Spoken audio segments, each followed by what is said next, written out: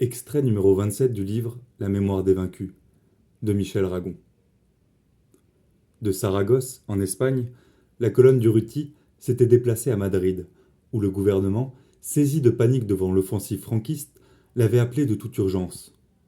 Pour défendre la ville, les combattants entassaient des sacs de terre, murets dérisoires.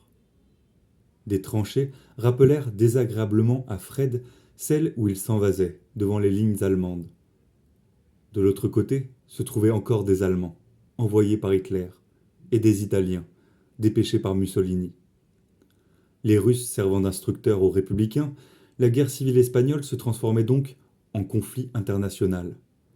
Fascistes et communistes la convertissaient en un banc d'essai, où ils affrontaient leurs forces, leurs méthodes.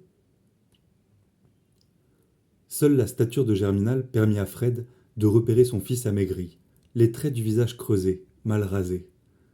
Vêtu d'un blouson, coiffé d'une casquette avec l'insigne de la FAI, le foulard noir et rouge noué à son cou n'était plus qu'un chiffon en lambeaux. Assis, adossé au parapet, il tournait le dos à la canonnade tirée des lignes franquistes. Une écuelle étamée à la main, il mangeait un ragoût. Reconnaissant son père, dans ce visiteur étrangement propre, parmi tous ces hommes loqueteux avec lesquels il avait pris l'habitude de vivre, il lui tendit une cuillère. « Tu en veux ?» Fred repoussa son geste. Germinal paraissait extrêmement lasse. Un milicien, courbé pour éviter les balles qui sifflaient au-dessus des sacs de terre, présentait une grosse outre en peau de bouc à chacun des combattants. Germinal la haussa à bout de bras au-dessus de sa tête. Un jet de vin rouge gicla dans son gosier. Fred, lui aussi, soldat, avait cédé à l'alcool. Il dit néanmoins « Tu bois du vin, maintenant ?» Puis, regrettant cette réprimande dans laquelle il percevait un ton absurdement paternel, il demanda s'il pourrait rencontrer Durruti. Germinal, évasif, montra l'horizon. Les explosions sourdes des canons se rapprochaient. Sur la gauche jaillit un crépitement de mitrailleuses. Des miliciens qui venaient d'arriver s'élancèrent et disparurent en direction des lignes ennemies. Des Russes, dit Germinal. Mais pas des Russes comme ceux qui servent d'officiers au coco. Des rescapés de la Makhnovitchina, des durs. Ils sont de tous les mauvais coups. Même qu'il n'en restera pas un pour cracher à la figure du général Kléber quand tout ce bordel sera fini. Quel général Kléber? Un ancien du Comintern qui commande les brigades internationales. Je croyais que c'était Marty. Marty, c'est le commissaire politique. Kléber, le chef militaire. Comment ça se passe avec les brigades?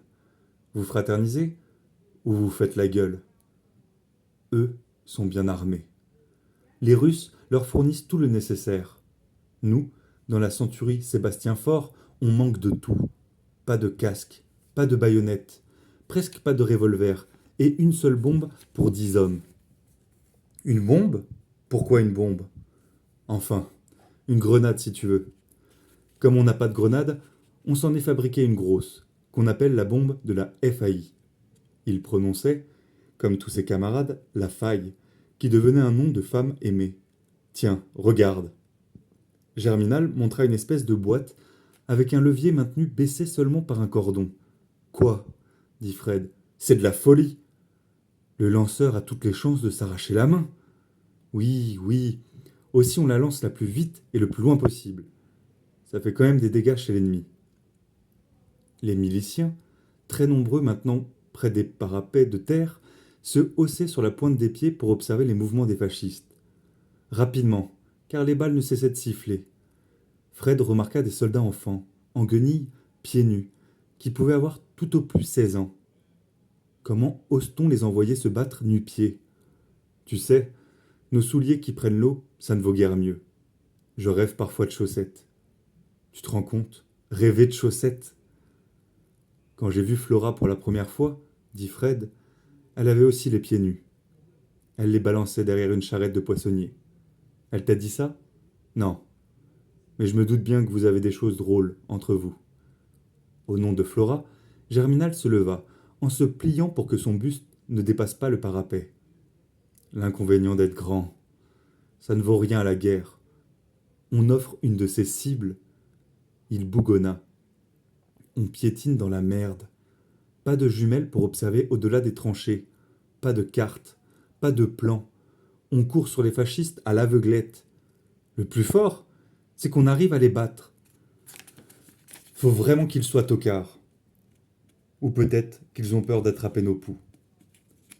Fred resta toute la soirée et la nuit avec Germinal, qui, après une offensive de la veille, prenait quelques repos. Le lendemain, il partit à la recherche de Durruti, qu'il rencontra dans un abri improvisé par des charpentiers, en un des lieux les plus exposés à la canonnade. Autour de cette casemate, l'activité était intense. L'état-major en code bleu se composait de militants de la CNT, qui transmettaient les directives au chef de colonne. Dès qu'il aperçut Fred, Durruti s'élança vers lui et l'embrassa fraternellement. « Toi et Lecoing, vous nous avez bien aidés. Le gouvernement de la République se sert de nous, mais ne nous sert pas.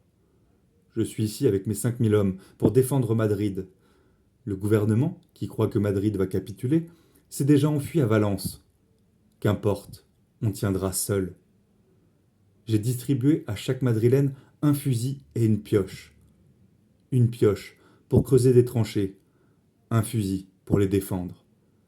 Ça marche. L'euphorie a succédé au défaitisme. » Durruti paraissait encore plus musclé. Son visage osseux, devenu très beau, ressemblait à celui que les sculpteurs gothiques catalans donnèrent à leur Christ.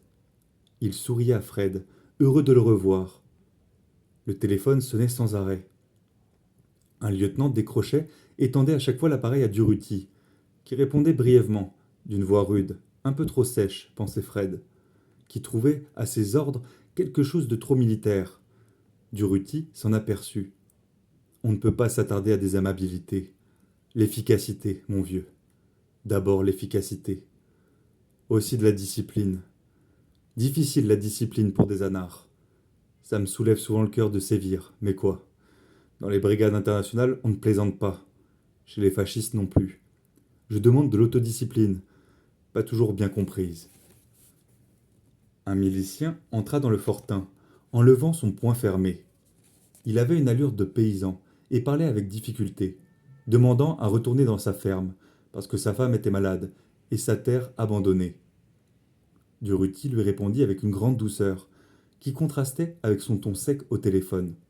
« Tu ne vois pas, camarade, que la récolte s'engrange ici? Si nous ne battons pas les fascistes, que feras-tu de la terre? Ils te la reprendront pour la redonner aux propriétaires. » Le paysan soldat se balançait d'une jambe sur l'autre. Il avait enlevé son calot, qu'il tenait à la main, comme un chapeau. « Remets ton bonnet.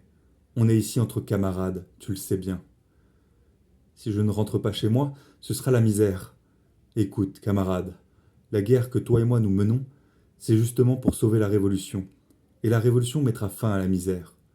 Je suis fatigué, camarade Durruti. Je voudrais rentrer chez moi. Bien, tu t'en iras à pied. Nous manquons de mulets. Quand tu arriveras à ton village, tout le monde apprendra que tu n'as pas de courage, que tu es un lâche. » L'homme se redressa, regarda Durruti de ses petits yeux vifs, avec colère. « Je ne veux pas que tu dises ça. Eh bien, je resterai. Je ne manque pas de courage. Je suis seulement fatigué. Salud. » Durruti se tourna vers Fred. C'est tous les jours comme ça. Ils demandent à retourner chez eux. La guerre est trop longue pour ces paysans. Ils s'ennuient de leurs moutons, de leurs champs, de la montagne, qu'ils aperçoivent au loin. C'est ça le plus dur, les convaincre de rester. Germinal m'a dit que votre pénurie d'armes persiste. Nous avons envoyé tout ce que nous avons pu. Les Russes ne fournissent des armes qu'aux troupes gouvernementales. Nous ne disposons que de 7 tanks mexicains et de vieilles mitrailleuses Hotchkiss. Une pour 2000 hommes. Nous et le Poum, nous servons sur l'ennemi. Sinon, nous n'aurions qu'un fusil pour 3 combattants. Les 2 autres sont arrachés aux fascistes, ce qui n'empêche que nous tenons Madrid. Un commissaire communiste entra, saluant du poing levé. Il demanda à Durruti de l'accompagner à Santa Clara avec sa colonne. Durruti regarda par la fenêtre, aux vitres brisées. Il pleuvait. « Non, répondit-il. Je dois préserver mes hommes de la pluie. » Étonné, le commissaire répliqua. Seraient-ils en sucre? Oui, ils sont en sucre. Ils se dissolvent dans l'eau. Sur 2 volontaires venus avec moi à Madrid, un seul survit. Le communiste partit en haussant les épaules. Depuis une semaine, dit Durruti à Fred, plus de la moitié de ma colonne a été détruite. Presque tout mon état-major est tué. Une catastrophe. Il ajouta, découragé, Somos solos. Nous sommes seuls. Quelques minutes plus tard, il rassemblait ses partisans et le Mauser pendu à l'épaule, ouvrait la marche pour une nouvelle offensive. Les miliciens de la colonne le suivaient, en rang compact. Tous étaient silencieux. On n'entendait que le piétinement des sandales de corde. Au loin, les canons franquistes tiraient sans discontinuer. C'est seulement 2 jours plus tard, à Barcelone, que Fred Barthélemy apprit que Durruti avait été atteint d'une balle en plein poumon, vers 2 heures de cet après-midi, où ils s'étaient séparés, devant la cité universitaire. Transporté à l'hôtel Ritz, aménagé en hôpital, malgré plusieurs interventions chirurgicales, il était mort le lendemain, vers 6 heures du matin. Son nom représentait un tel symbole que l'on avait gardé secret son décès.